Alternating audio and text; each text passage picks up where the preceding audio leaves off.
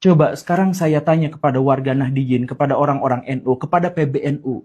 Ketika ada skandal korupsi Al-Quran, mereka bungkam. Ketika ada skandal korupsi haji, mereka diam. Mereka tidak berjuang, tidak bergemuruh, tidak mengeluarkan pendapatnya. Ketika ada masalah pencabulan, mereka diam. Karena apa? Karena yang terjadi itu semua ada di dalam golongannya, ada dalam kelompoknya. Tetapi begitu kelompoknya disenggol, dikritik, mereka langsung marah-marahnya sampai mengeluarkan ancaman pembunuhan.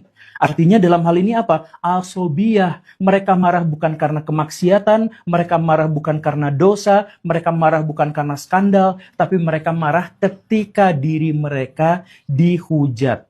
Nah, inilah yang disebut sebagai asobiyah, yang disebut sebagai menjijikan kata Nabi. Assalamualaikum warahmatullahi wabarakatuh.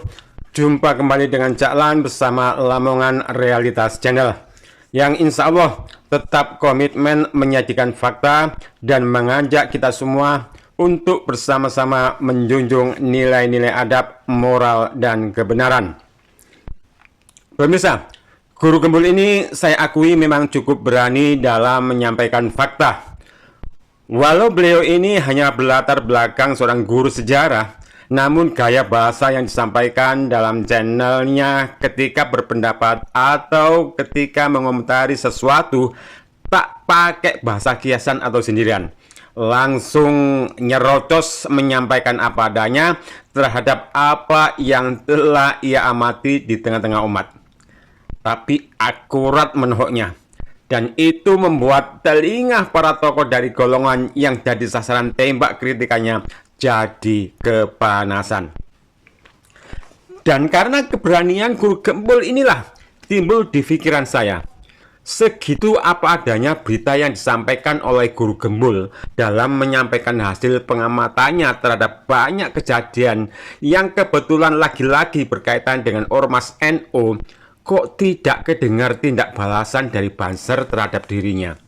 Misalnya mengobrak-abrik kediaman Guru Gembul saat bikin video YouTube-nya, mendemonya. Kan geruduk pihak yang dianggap suka membid'ahkan amalan NU atau geruduk pihak yang dianggap merendahkan martabat kiai-kiai NU pernah juga dialami oleh YouTuber Harry Pras.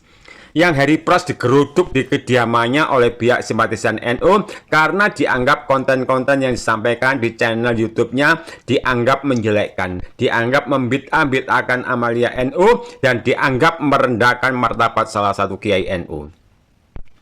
Hal yang sama juga dialami oleh seorang kiai yang menyampaikan wajibnya menegakkan khilafah dalam Islam. Sang kiai ini pun digeruduk dan dicerca makian oleh sang ketua Banser yang juga seorang anggota DPR. Alih-alih katanya cinta NKRI harga mati. Hal yang sama juga dialami oleh pihak TV Trans 7 yang menyoroti pesantren-pesantren naungan NU yang dianggap menerapkan sistem feodal terhadap para santrinya.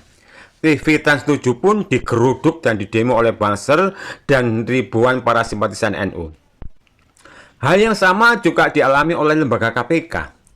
Di saat KPK telah menjatuhkan vonis bersalah atas Menteri Agama, yakni Pak Yakut Khalil Qomas, yang terbukti bersalah atas tindak korupsi dana haji, maka pihak Banser pun melakukan pressure dan mendemo kantor KPK, di mana lembaga KPK dianggap oleh mereka telah mendolimi Menteri Agama yang merupakan kader NU. Dan yang tak lebih konyol lagi, majelis-majelis dakwah kelompok yang dicap Wahabi pun jadi bulanan-bulanan pembubaran Banser juga hanya karena dianggap kelompok Wahabi ini suka membid'ah-bid'ahkan amalan-amalan NU. Dan untuk yang bagian ini, yakni seringnya kejadian pembubaran pada kelompok yang dicap Wahabi ini, lucunya itu, ketika banyak netizen yang mengkritik tindakan Banser yang dianggap barbar, main pembubaran, main geruduk, malah tindakan Banser ini mendapat pembelaan dari kiai-kiai NU. Banser tetap dibela oleh kiai-kiai NU. Dan kiai-kiai NI mengatakan bahwa dibubarkannya pengajian kelompok yang dicap Wahabi itu karena ustadz-ustadz kalangan Wahabi dalam berceramah hanya memakai kacamata kuda. Hanya memakai kacamata kuda. tak pakai toleransi tingkat langit katanya. Mungkin begitu katanya ya, mungkin begitu maksudnya kacamata kuda itu. Harusnya pakai toleransi tingkat langit. Pemirsa, beginilah potret umat akhir zaman, menyampaikan apa yang hak itu wajib. Walau justru ketika menyampaikan yang hak itu akan mendapat tantangan dan permusuhan yang kuat.